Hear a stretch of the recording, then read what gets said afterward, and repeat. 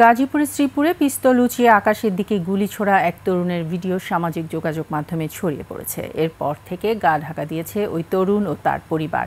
তাকে ধরতে পুলিশের একাধিক টিম মাঠে নেমেছে। গাজীপুর প্রতিনিধি অপূর্ব রায়ের তথ্য ছবিতে ডেস্ক রিপোর্ট।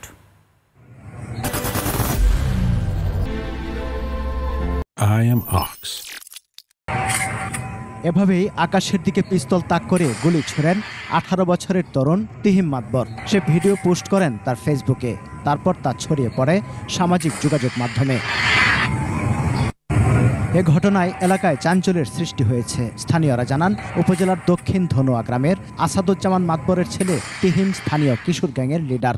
তার সাঙ্গপাঙ্গ নিয়ে দাপিয়ে বেড়ায় এলাকা। নানা অপরাধের সঙ্গে জড়িত তারা, তবে তাদের ভয়ে মুখ খুলতে চান না এলাকার মানুষ। তার সহকর্মীর একটা ছেলে আছে, তাকে সে বাসার থেকে তার তুষকের নিচে নাকি পিস্তল রাখা, ওই পিস্তল আনার জন্য বলে সে আমার পিস্তল দিয়ে আমার মাথার জাগড়া করে ফেলে।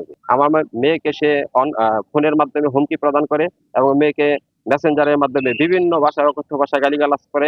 শনিবার সকালের দিকে নিজের ফেসবুক অ্যাকাউন্ট থেকে ভিডিওটি আপলোড করেন এবং ছড়িয়ে পড়ার পর দুপুরের দিকে নিজের অ্যাকাউন্ট থেকে তা মুছে ফেলেন। এরপর থেকে তিহিম ও তার পরিবার গা ঢাকা দিয়েছে। কোথায় গেছেন বলতে পারছেন না ভাড়াটিয়াও। রুমতালা একটু বলেন তো কোথায় গেছে? আমি তো বলতে পারি না, আমরা সে বাড়াইটা বুঝেন না, আমার ফুলামান ছোট ছোট দোকানের ব্যস্ততা থাকে। থাকে কই এখন?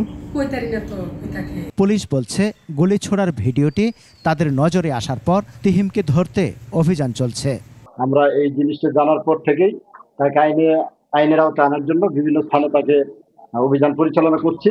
তাকে গ্রেফতার করতে পারলে আমরা এটা জানতে পারবো যে আসলে এটা অস্ত্র না অন্য কিছু। তার বিরুদ্ধে আইনি ব্যবস্থা নেওয়ার দাবি এলাকাবাসীর।